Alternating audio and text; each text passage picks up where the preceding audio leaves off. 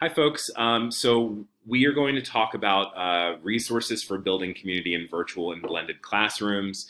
I'm going to share this slideshow with you so that you can reference a lot of these resources and guides on your own. But I want to highlight a few things for you so that I can kind of explain what I found to be useful in my planning this summer. So one of the starting points is that I found were the 6 tenets of virtual communication and connection listed by Penn's GSE Educators Playbook.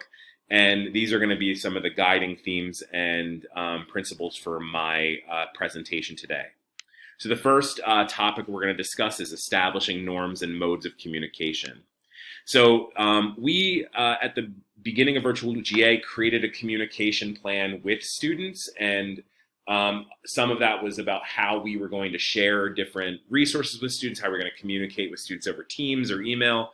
But one of the things that I'm seeing in a lot of these resources is to really make that communication clear, consistent, and explicit with kids.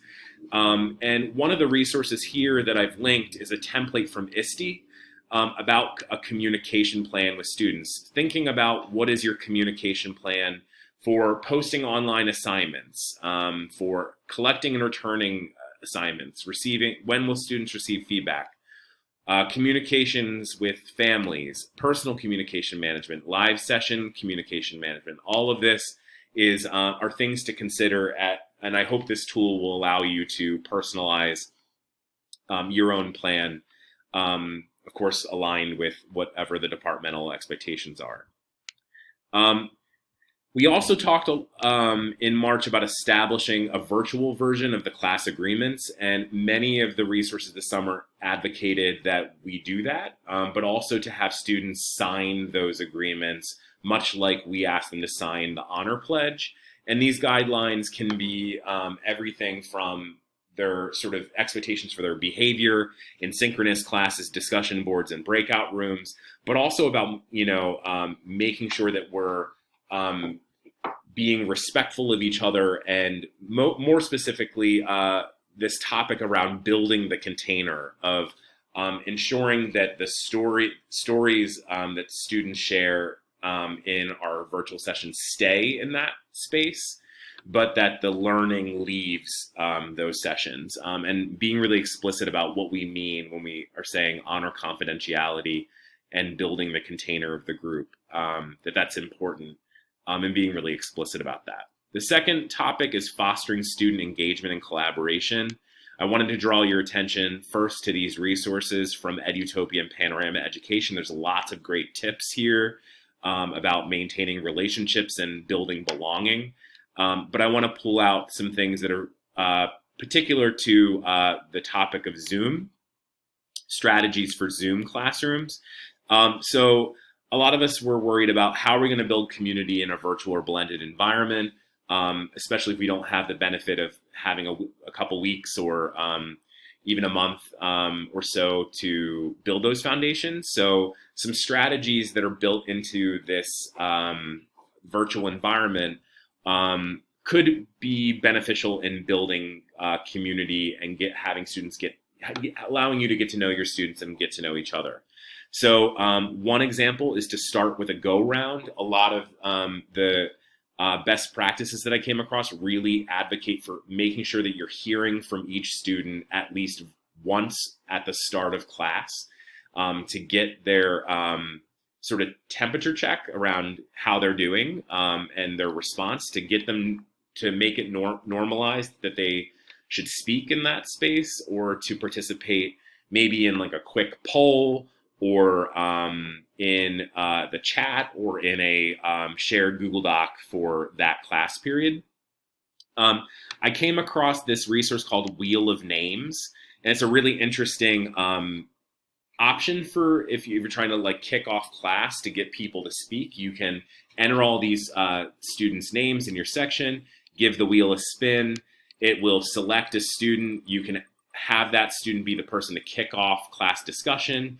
That student's name can then be removed from the wheel. And you could also customize this to be different discussion prompts or story starters or other tasks that you want. It doesn't have to be the student names, but it's kind of a neat way of sort of randomizing who speaks and making sure the students know that that's a possibility each class period. I've also seen a lot of stuff about asking students to change their virtual background to fit the class's theme or the location of the story, or even having like a competition to like create a virtual background where they populate it with personal pictures as a sort of getting to know you exercise. A lot of folks have advocated for opening up the chat feature or creating a Google Doc during class to capture student thinking that's nonverbal, and also maybe to use the annotation or whiteboard feature to draw students' reactions or feelings, or even to like mark up a passage if you're going to do that. And I wanted to just really put a plug out for the tool Flipgrid. It's this really awesome web-based and app tool. Students can download it on their phone to create video responses to a discussion question. Students do not need to create an account. You can post a discussion question, and they can upload their video directly into a channel that you create or into like a folder. And this could be a great way to get students responding to a chapter, or even working it into your introductions or getting to know you activities. The next topic I want to talk about is social and emotional learning. This is, obviously important given the complex needs of students during this challenging time. And building community is really going to be about us connecting with students and understanding how they're doing each day and each week. So one tool that I am planning to use is a daily or weekly temperature check.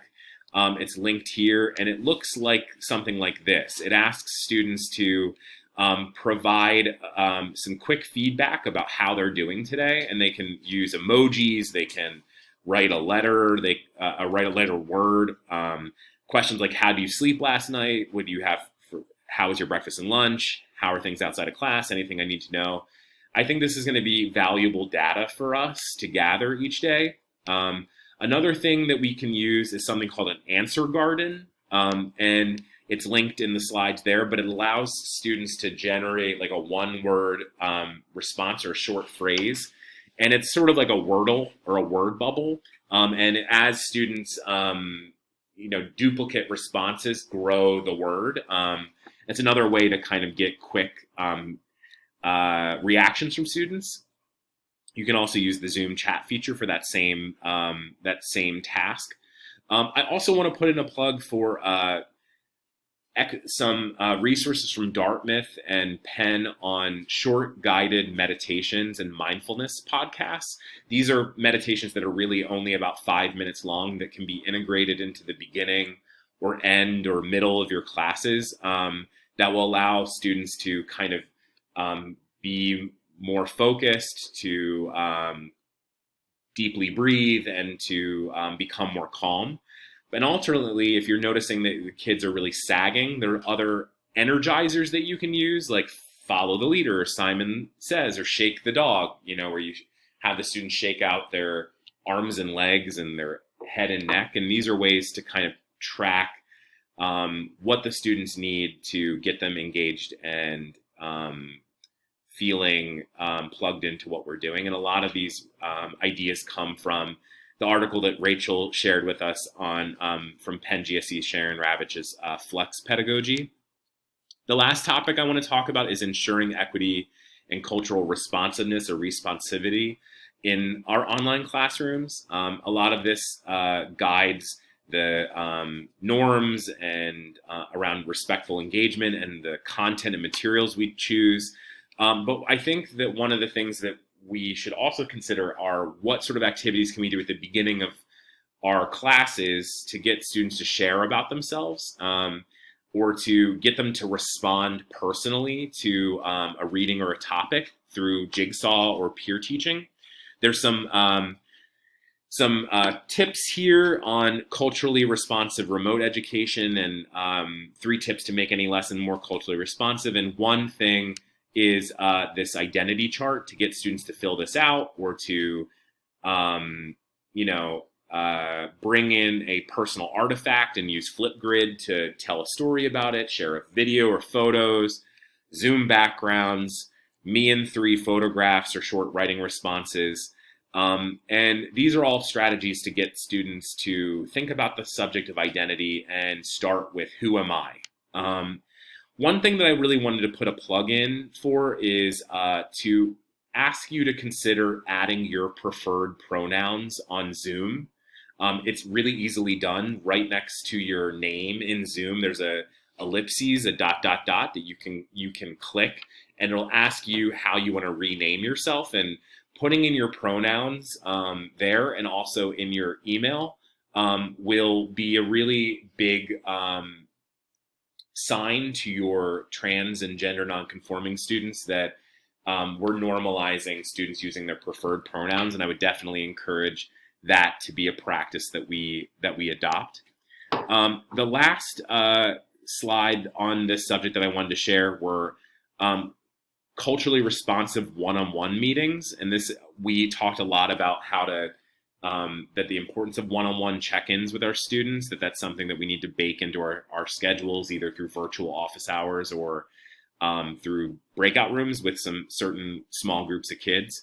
And this is just an interesting protocol from culturally responsive teaching in the brain about how you can sort of go through a sequence with those one-on-one meetings that is culturally responsive, especially when you're discussing difficult topics in your class or your students are facing hardship at home, or they're feeling sort of anxiety and tension about sort of racial dynamics in the United States more broadly. This is a really good protocol that's established where you can create space for the student to share with you and to feel supported. The last thing that I wanted to draw your attention to was this sample adjusted syllabus statement that I want to read out to you, and I just thought it was like a nice way to end my video today. So this is from a professor at Chapel Hill, and he added these to his syllabus, and his principles are: 1, that nobody signed up for this, not for the sickness, not for the social distancing, not for the sudden end of our collective lives together on campus. Nobody signed up for an online class, nor teaching remotely, nor learning from home, nor mastering new technologies, not for varied access to learning materials. Our second principle is that the humane option is the best option. We are going to prioritize supporting each other as humans. We're going to prioritize simple solutions that make sense for the most. 3, we cannot just do the same thing online. It's important to acknowledge that some assignments are no longer possible, some expectations are no longer reasonable, some objectives are no longer valuable. 4, that we will foster intellectual nourishment, social connection, and personal accommodation. That we will make accessible asynchronous content for diverse access, time zones where appropriate, and contexts. And there'll be optional synchronous discussion to learn together and combat isolation. So obviously that's more tailored to a university environment. And lastly, that we will remain flexible and adjust to the situation, that nobody knows where this is going and what we'll need to adjust, and that everyone needs to support and understanding in this unprecedented moment. I thought this was a really refreshing set of principles that you can be really transparent about with your students, that really will allow you to kind of build that foundation for community in your classroom. Again, I will share these slides with you. All of the resources that I mentioned are linked. And if you have any questions, please let me know. Thanks so much.